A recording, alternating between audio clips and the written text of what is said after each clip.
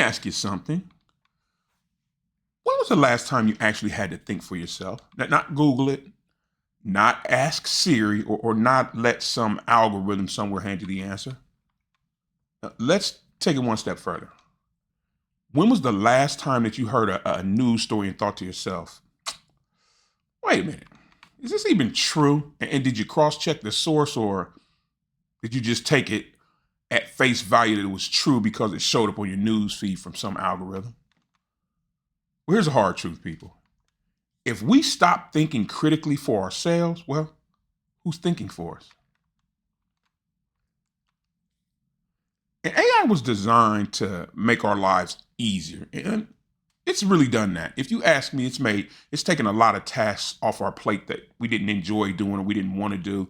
And it's made us more productive also. So at first it sounds like a good thing.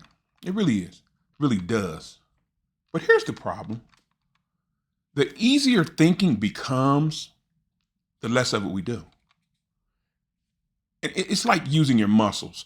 The less you use your muscles, the more they weaken and shrink up over time. And the same thing happens to your mind when you stop challenging or expanding it. You know? Because people, AI isn't just answering our questions anymore. It's actually starting to decide which questions we even think to ask. And that in and of itself is very, very dangerous.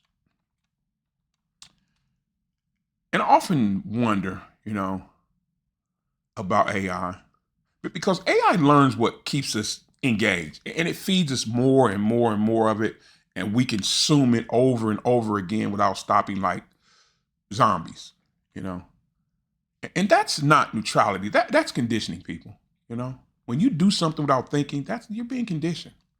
And if you only get to see one side of a story, does that make the side that you're seeing true? Or does it make it the only version that you're allowed to see? You ever notice how when you search for something, and suddenly you start to see it everywhere? Yeah, me too. That's not by accident, people. That's AI curating your reality. And it's not just happening with social media. AI is actually starting to make decisions about our everyday lives. So think of resumes. You submit a resume to a company. A lot of companies now utilize AI to go through their resumes. So if you don't fit a certain criteria, your resume never gets to see a human. And AI, again, used in the financial industry. So it's starting to make decisions on who gets approved for a loan, who doesn't. It rates your credit worthiness. So now it's making financial decisions for us. That scares me. And we already know AI decides what news shows up in our news feeds or our timeline. So now, if AI controls what we learn, what we believe, and what we see, at what point does it start deciding who we are?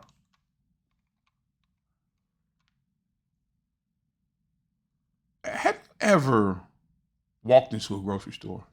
See like a shelf with 50, 60 different brands of cereal on it. It feels like a lot of choices, right? Okay. So ask yourself this, who decides what's on that shelf? What brands of cereal go on that shelf? Well, same thing happens online. You search for something, you do a search for it, and AI curates your options. But what about the options you didn't get to see? What's been filtered out? What's been filtered out because an algorithm decided that it wasn't relevant to you? So are we really making our own choices or just picking from the choices that AI allows us to choose from, the ones that it put in front of us?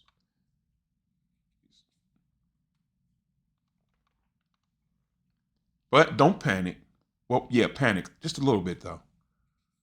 Because there are ways that we can start to take back our power and to start to think for ourselves again. And remember now, I'm not bashing AI because I don't truly believe AI is the enemy, but we can't let it replace our ability to think, people. That's one of the things that makes us human. And I personally, I don't want some algorithm thinking for me or making the choices for me or deciding what I can or cannot see, you know? So let's first off, because there's so much misinformation floating around and we're not getting the full picture, let's start to question everything.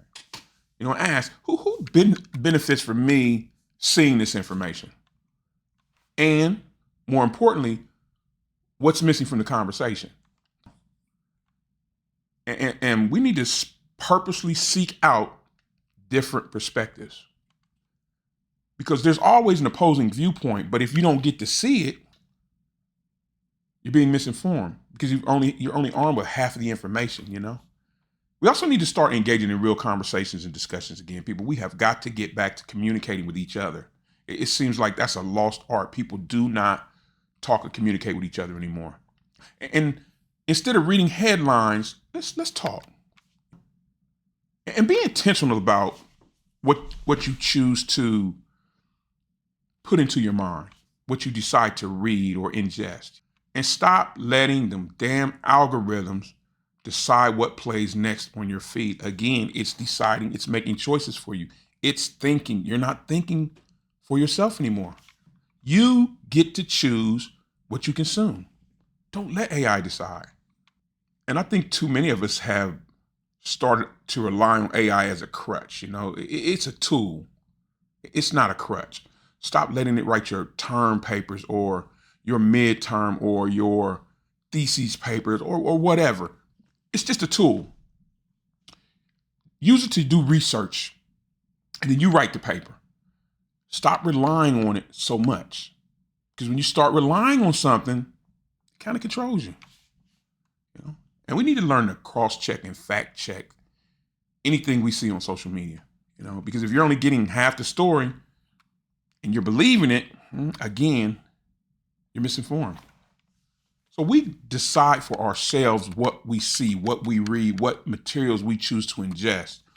We got to stop letting AI decide for us, people.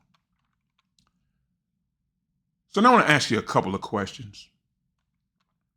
Do you think AI is making people lazy? And have you caught yourself letting AI do your thinking for you?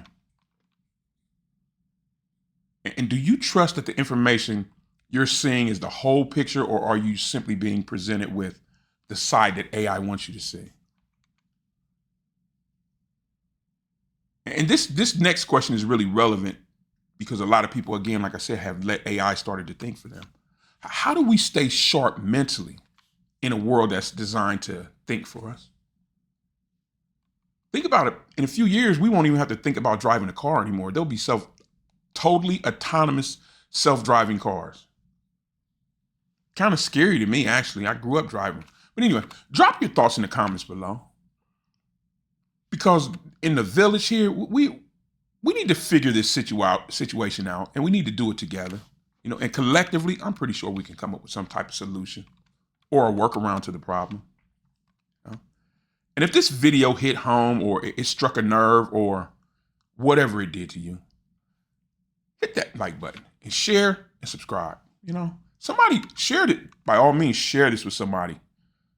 There are a lot of people out there who need to hear this information because they may not even be aware of this.